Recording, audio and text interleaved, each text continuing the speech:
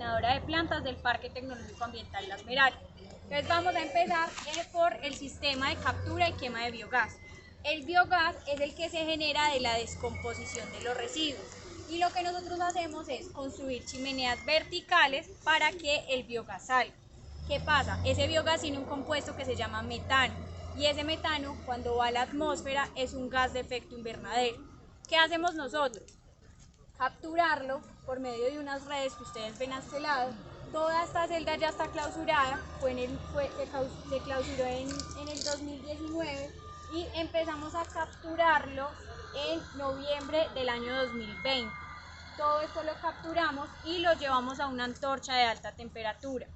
Esa antorcha tiene una capacidad de 1000 metros cúbicos hora y quema el metano a una temperatura de 1000 grados centígrados.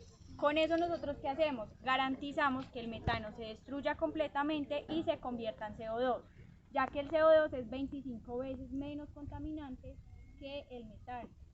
¿Qué pasa? Nosotros no solamente queremos quemarlo porque igual estamos haciendo una contaminación.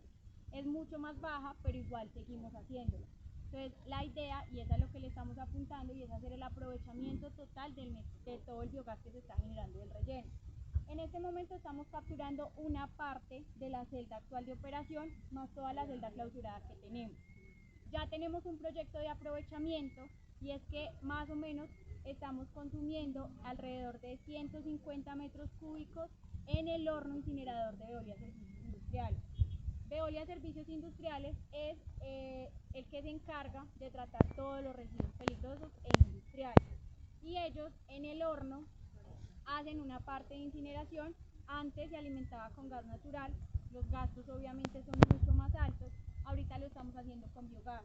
El costo ha disminuido evidentemente y que más que estamos aprovechando una parte de ese biogás para no quemarlo y ya no llevarlo a la atmósfera. Tenemos varios proyectos de aprovechamiento de entre esos es generación de biometano. El biometano, la idea es convertirlo en gas natural e inyectarlo a la red domiciliaria. Como les contaba Fernando, no es un proceso tan rápido porque obviamente esa transformación de ese biogás a gas natural sale mucho más costoso que lo que puede estar costando en este momento. Entonces el costo se nos aumentaría a nosotros, digamos, como población, ¿cierto? Entonces primero vamos a hacer un estudio de factibilidad para saber qué tan viable es el proyecto y cómo podemos inyectarlo a la red a un costo mucho menor, ¿cierto? Y adicionalmente también queremos hacer generación de energía autosostenible para nuestro parque. Ese es uno de los proyectos que tenemos para el próximo año con el biogás. ¿Tienen alguna pregunta respecto al biogás? O sea, que eso saldría más o menos para cuándo sería el proyecto y cuándo se podría... Todavía yo no les puedo decir un tiempo, no les puedo decir va a ser el otro año o dentro de 2 años o exactamente porque eso depende de un estudio de factibilidad y obviamente también pues de presupuesto. Pero sí estamos haciendo los estudios pues en apoyo de la alcaldía y otras empresas pues que vamos a mirar cómo lo podemos sacar adelante. Pero hablar de tiempos exactamente es muy difícil. ¿De cuántas ciudades traen los residuos peligrosos a quemarlos acá? Traen de Medellín, Pereira y Cali. sí, 3 ciudades que después, señor. Gracias. La EMAS es una gran empresa y como hablaba el gerente de Veolia, trabaja en muchas partes a nivel del mundo, ¿cierto? Y tenemos muestras en Colombia de cómo se puede aprovechar todos los residuos orgánicos. Y eso es plata que está enterrada ahí. Y es el mejor abono que puede haber, el orgánico, ¿cierto? Todo lo que el biogás básicamente se genera de los residuos orgánicos. La idea es obviamente que los residuos orgánicos no nos lleguen más al relleno sanitario, sino que los podamos compostar. Nosotros adicionalmente tenemos otro proyecto que es la planta de compostaje, que es la que ustedes ven al final. Esta planta nació de una necesidad que tiene la ciudad y es que las grandes industrias que hacen procesos de tratamiento de sus aguas generan un lodo y ese lodo no tienen cómo tratarlo y nosotros no podemos recibirlo en un relleno sanitario por las condiciones de humedad tan altas que tienen. Después hicimos la validación y encontramos que todos esos residuos, pero de industrias orgánicas, específicamente de alimentos, los podíamos compostar. Algunas empresas no tienen la infraestructura para poder hacer ese tipo de aprovechamiento. Entonces nosotros, ¿qué hicimos?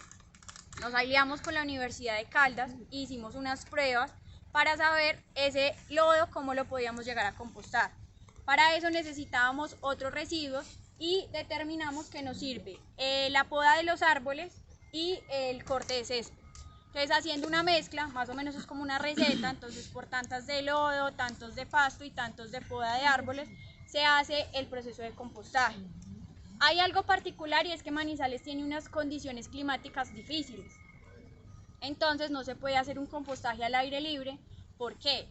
Ese compostaje normal tiene, además de que necesita mucho personal porque necesita hacer volteo, todo es un proceso manual, tiene que estar en unas condiciones específicas donde no entre lluvia y donde tenga buen sol. Entonces, a partir de esa investigación determinamos que lo podíamos hacer por medio de una aireación forzada. Entonces le ponemos un tubo en la mitad, armamos una pila, más o menos pues queda así como en este estilo, y tiene una pila un tubo en la mitad donde le vamos inyectando aire. ¿Qué hace eso? Que la materia orgánica se degrade mucho más rápido. Entonces pasamos de un compostaje manual que tiene 90 días a un compostaje con aireación forzada que se demora 30 días nomás. Eso obviamente depende de muchas variables y hay que hacerle muchos estudios, digámoslo así, y diario hay que estar midiéndole tanto oxígeno como temperatura, porque tiene que llegar a un pico máximo de temperatura que es alrededor de los 70 grados y volver a disminuir. Cuando ya disminuye ya nos damos cuenta que el compostaje está listo. El compostaje inicialmente lo vamos a utilizar para la compensación forestal que vamos a hacer en todo el parque, porque vamos a necesitar mucho. Pero la idea es que adicionalmente podamos comercializar ese compostaje.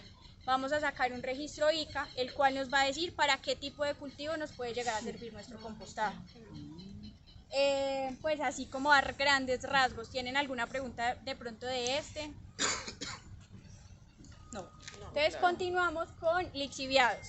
El proceso de lixiviados es todo el agua que se genera de la descomposición de los residuos. Como les contaba Fernando, toda el agua lluvia que tenga contacto con residuos se convierte en lixiviado.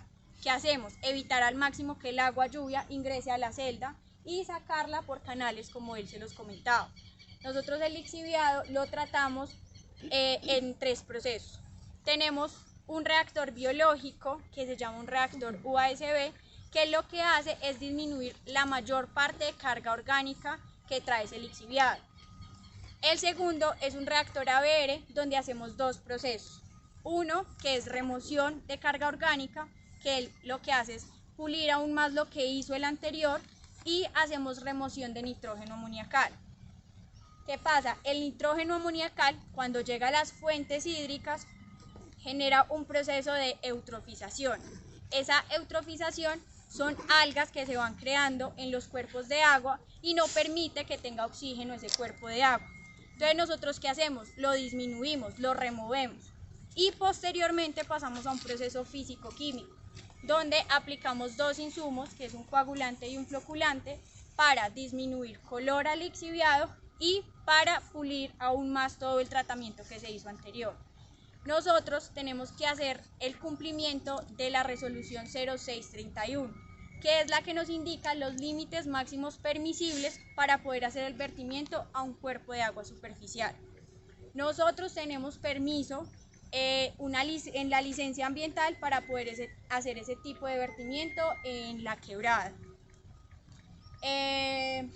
Pues digamos que así rápido. ¿Tienen de pronto alguna pregunta? Que veo que ya está como brisando. ¿Qué le hacen al agua? ¿De BO, de QO? Nosotros medimos 54 parámetros.